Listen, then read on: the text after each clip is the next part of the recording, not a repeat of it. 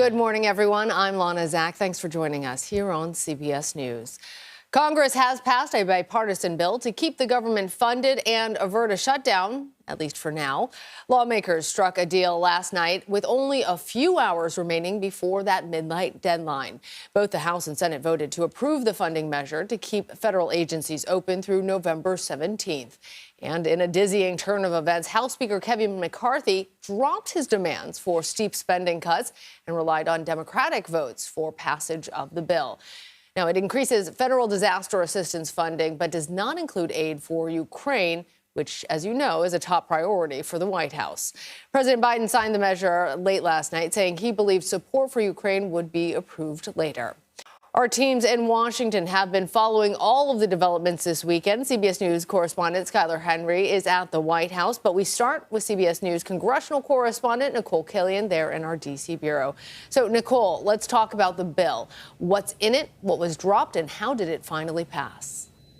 Well, this is a pretty benign bill in the sense that it is a clean, continuing resolution. And what that means is it continues to fund the government at current spending levels for the next 45 days, roughly through November 17th. And then, of course, the hope is that we don't necessarily have to go through this process all over again. The hope is that by that time, Congress will have been able to pass all of its 12 appropriations bills to fund the government on a longer-term basis. But what is included in this package is disaster relief. That is money that the White House had asked for and requested. What's not in the bill is funding for Ukraine. And of course, this just comes not long after the Ukrainian President Volodymyr Zelensky visited both members in the House and in the Senate. And there does appear to be a desire to move forward with Ukraine funding, some type of Ukraine funding package, but that could be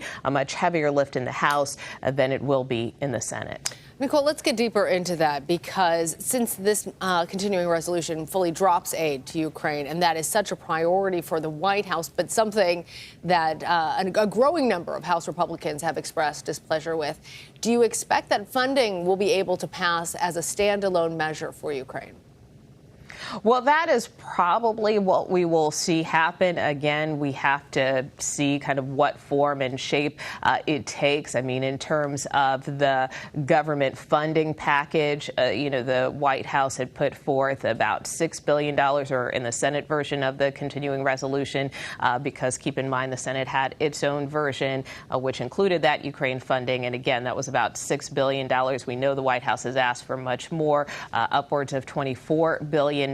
So it remains to be seen, but it seems the logical next step would be to split it off into its own supplemental package. But again, as I mentioned, that could be a very heavy lift in the House, because we know a lot of conservative Republicans have expressed concerns about providing more funding to Ukraine. That's part of the reason why it was dropped out of this temporary government spending package, because it just would have held things up further. And to your question about how this got done so quickly, obviously it did require bipartisan support, both in the House and the Senate. But part of that was taking out some of those more controversial elements. So does it make it any easier to pass Ukraine funding? Probably not. But it does seem like Speaker McCarthy appears to be committed. Certainly Democrats are committing Speaker Kevin McCarthy to bringing a vote up. Again, what form and shape that takes remains to be seen. Well, in our final remaining moments, I want to ask you about that uneasy alliance between House Speaker Kevin McCarthy, the Republican leader, and Democrats, who he was really forced to rely on in order to pass the measure. Do you expect that hardline Republicans are going to punish him for that?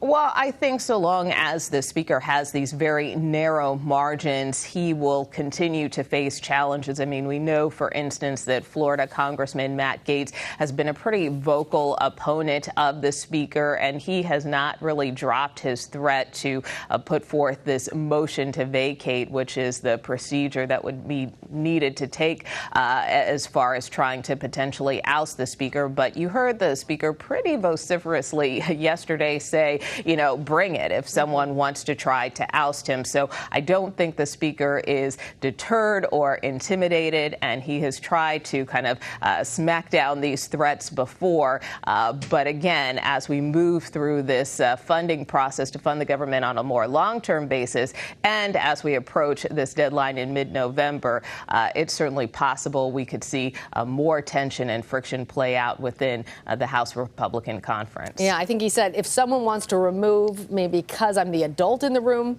go ahead and try. All right, Nicole Killian, thank you.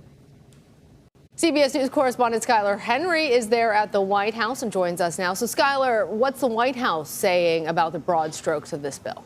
Hey, Lana, good to see you. Ultimately, that this bill essentially avoids what would have been a preventable crisis, in that it would have inflicted pain on millions of Americans. And now that this bill has passed, we see that active duty military troops will continue to get paid. There will not be those feared delays at airports across the country due to possible federal workers who could be impacted there. And that means that women and children will continue to get the necessary nutritional assistance that they need, along with so much more in this stopgap measure. Ultimately, that was one of the big fears and concerns, not only from the White House, but from many that we've heard from all across the country who were watching what was happening on Capitol Hill closely, in that this measure ultimately was needed in order to continue these paychecks coming for many Americans that were closely potentially being impacted by this. I mean, we're talking about 2 million federal civilian employees who were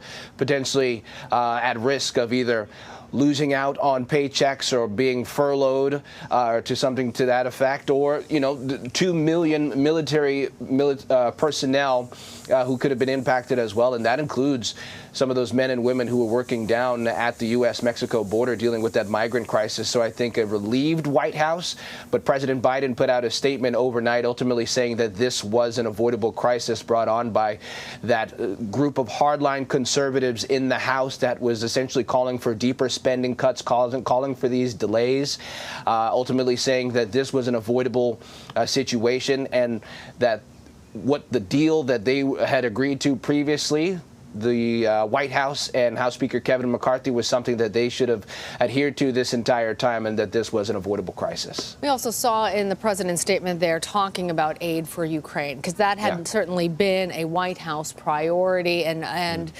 something of a stumbling block for House Speaker Kevin McCarthy as he was trying to get other members of his caucus in line. Does the White House consider this continuing resolution stripping any funding for Ukraine a setback? Yeah, well, it's absolutely a bit of a concern, especially if you look at what the president had to say about it. He went on to say that we cannot, under any circumstances, allow American support for Ukraine to be interrupted, and ultimately going on to say that he fully expects the speaker to keep his commitment to the people of Ukraine and secure passage of the support needed to help Ukraine at this critical moment. And as we've heard from not only the White House, but many top officials, and that's from bipartisan support as well, that they want to make sure that there is continued financial support for Ukraine. I mean, we saw Ukrainian President Volodymyr Zelensky meeting with the leaders of both chambers up on Capitol Hill in recent weeks. We know that he has a close relationship with President Biden, and we know his concerns about not receiving continued support monetarily and from a military perspective in terms of their war with Russia. Now, we know that there is continued support right now. There should be money that should last for the next several weeks or so, but we know that more Ukraine aid is absolutely a necessity. And that is according to Department of Defense officials, as well as from what we're hearing from the Ukrainian officials as well. And so what ultimately happens with this deal moving forward, the dialogue that we see in these 45 days and this as this stopgap measure continues to move through, I think it'll be absolutely interesting. We know that House Speaker Kevin McCarthy, as you and Nicole talked about, he certainly has an uphill battle, if you will, in terms of trying to get enough support to pass a measure across that will continue support for Ukraine. We know that there is support in the Senate for this bill or for that funding. It ultimately just depends on what that looks like. All right, Skylar Henry, thank you. You bet. As part of the continuing resolution, Congress also reauthorized the Federal Aviation Administration for 3 months. The FAA had been facing a shutdown on 2 fronts. Without funding, all safety improvements and air traffic controller training would have been halted. It also would have lost its authority to collect fuel and fare tax revenue, which generate more than $50 million daily. The FAA's new authorization runs through the end of the year, and funding is on the same ticking clock as the rest of the government. Well, coming up after the break, the new funding bill came after a scramble from lawmakers to reach a deal. We'll discuss the process of getting the bill to the president's desk and what to expect when it's crunch time once again with 2 former lawmakers. You're streaming CBS News. You can't get answers in a tweet on Face the Nation. We try to separate the noise from the news. You need to be able to have an actual conversation.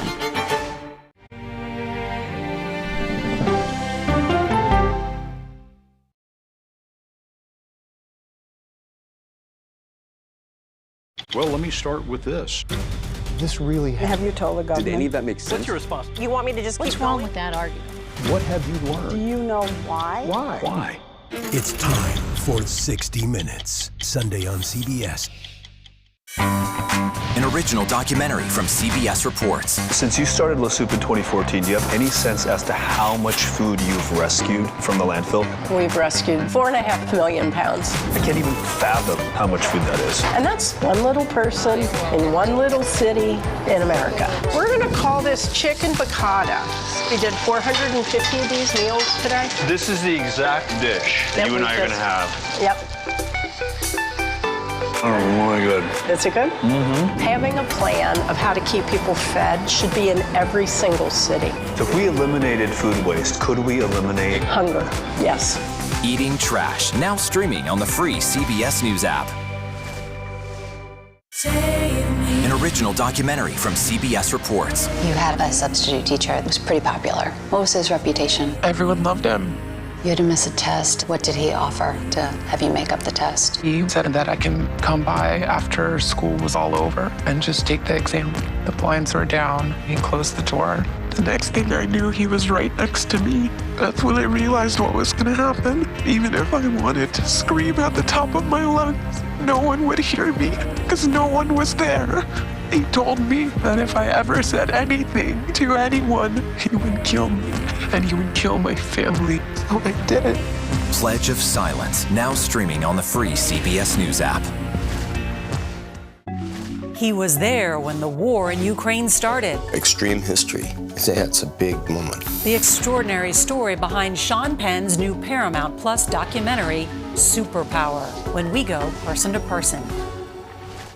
An original documentary from CBS Reports. AI is among the most world-changing technologies ever. Curing diseases, scientific breakthroughs, making lives better. They can help us with medical discoveries, scientific discoveries, doing better agriculture, having cures for things like Alzheimer's. It's also going to really transform the way we work.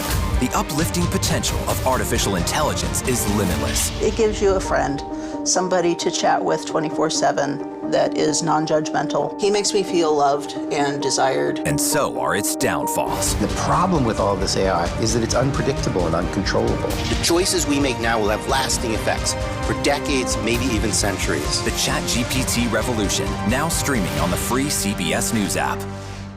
Why did you miss the moment? I'm not sure why they missed the moment. It doesn't look like Congress is doing anything. That's the role of Face the Nation, to focus on the issues at hand. That means a civil conversation with perspective.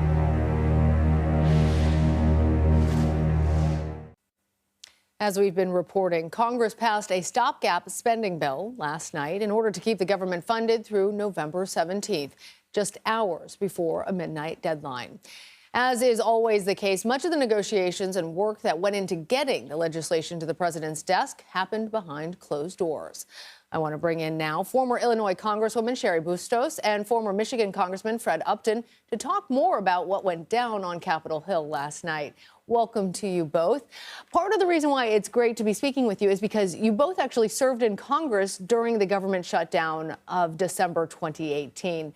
Fred, take us behind the scenes. Explain how yesterday's deal was made to avoid what you went through and also why it really came down to the wire.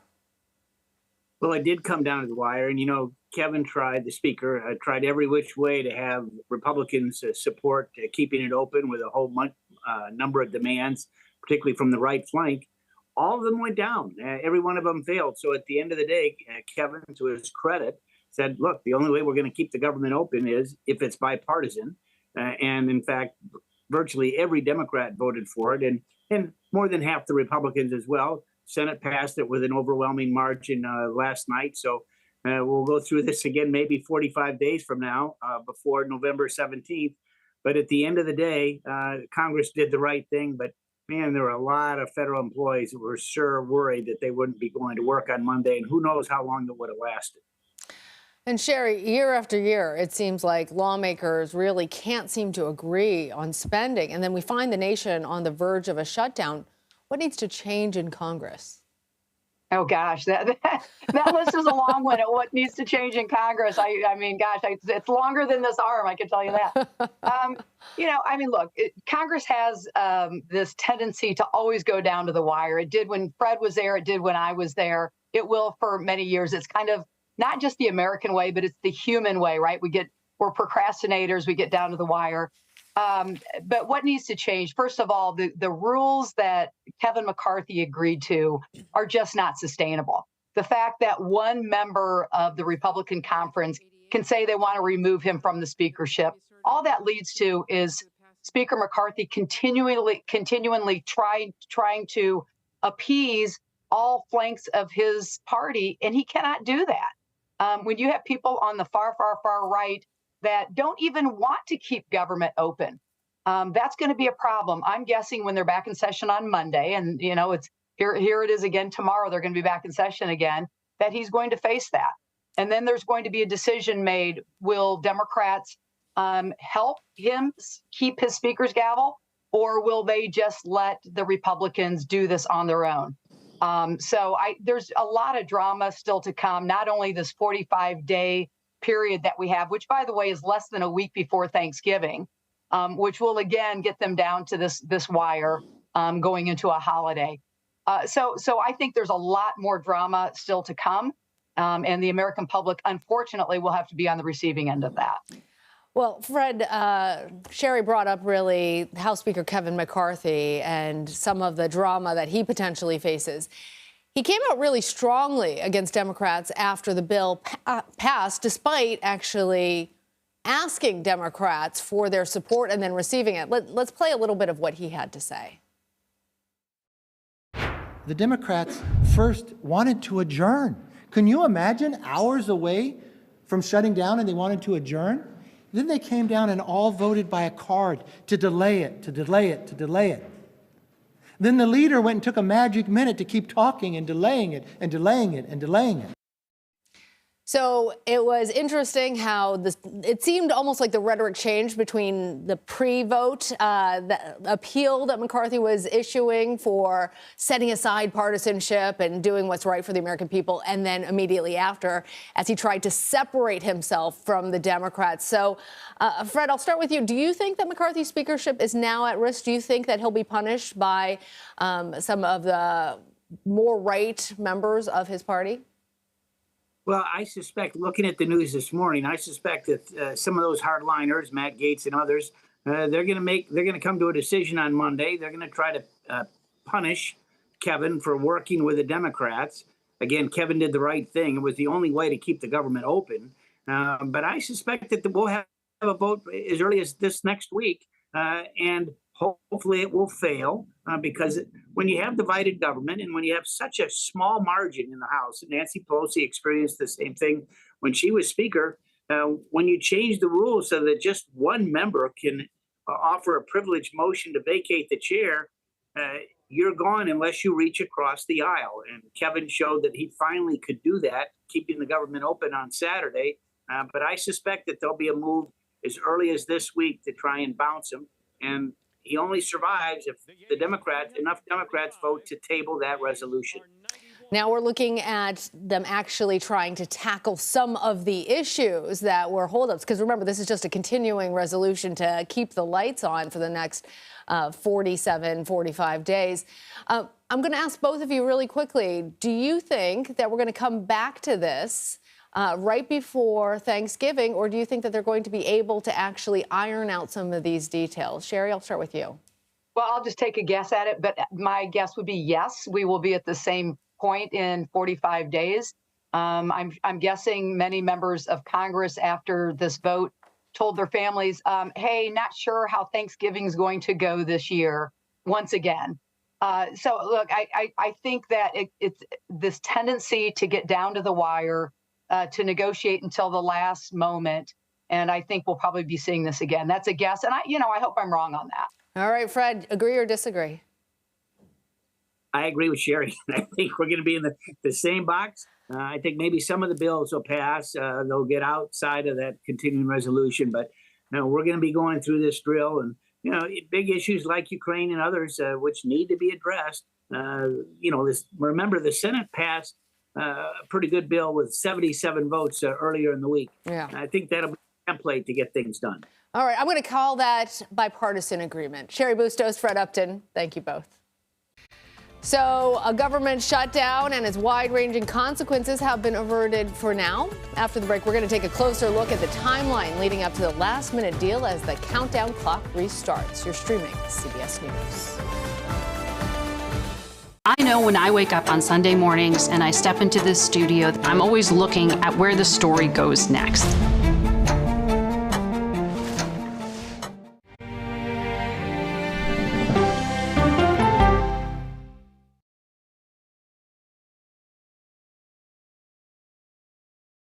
Weather turns extreme. CBS News and the Weather Channel bring you virtual weather technology so advanced, so real, you'll have time to get prepared. Feel the forecast. Weather when it matters most on CBS Mornings. An original documentary from CBS Reports. That desired farm is a wonderful place to raise children, and it still is. Promises broken. Black Americans have been the target of racism and discrimination pretty much from the time they acquired ownership in the land. Costing black farmers hundreds of billions in generational wealth. They did everything to make sure we were run off that land. But communities are uniting to continue the fight. Collective ownership is powerful. To keep their land and their dreams alive. To watch my children play on land that we own means everything. So land is power. Most definitely. 40 Acres and a Mule, now streaming on the free CBS News app.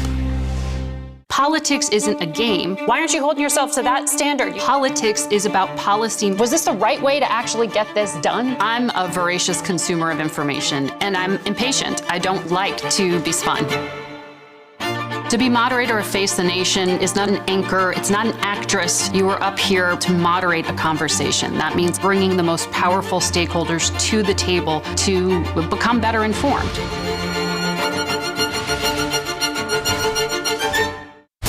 America Decides, taking you inside American democracy. The most important stories on a day-to-day, hour-to-hour basis. You're going to hear a lot of reporting. It is clearly a pivotal moment. Gun control, the economy, education. Both sides of the political aisle fight it out for power. Bringing you the analysis that you need. Thoughtfully, with context. Be part of the conversation. On CBS News Streaming. Welcome to America Decides.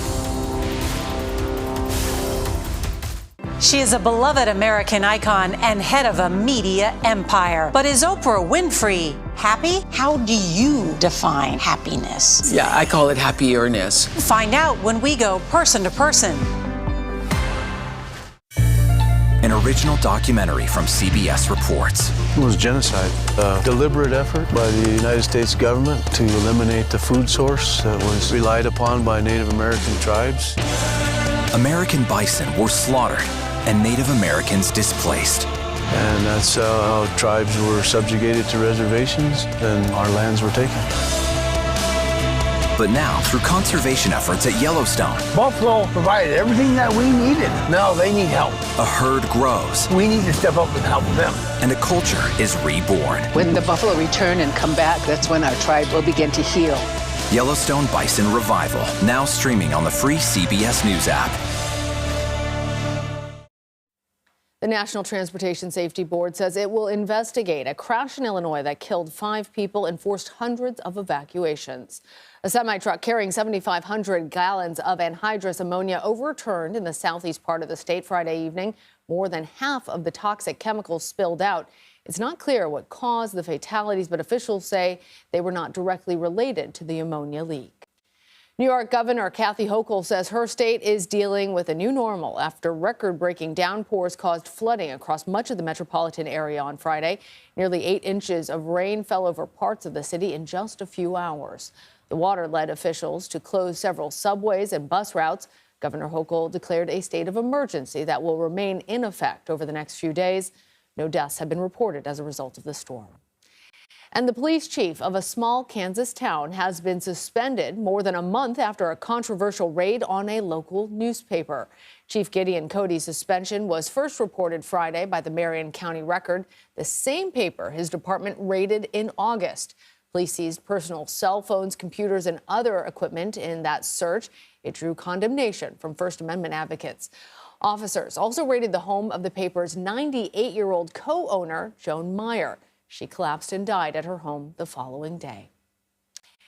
And revisiting our top story, Congress passed a continuing resolution to keep the federal government open about 3 hours before the deadline that would have closed the doors for many offices starting Sunday morning. The last-minute scramble came after months of fighting over appropriations bills. The clock started on December 29th, 2022, after President Biden signed an omnibus bill funding the government through the 2023 fiscal year. Nearly 10 months later, the House had advanced only one of the 12 appropriation bills for the next fiscal year. And now the countdown restarts, and the timetable is even more compressed. Congress has to pass its 12 spending bills or an omnibus bill before funding runs out on November 17th.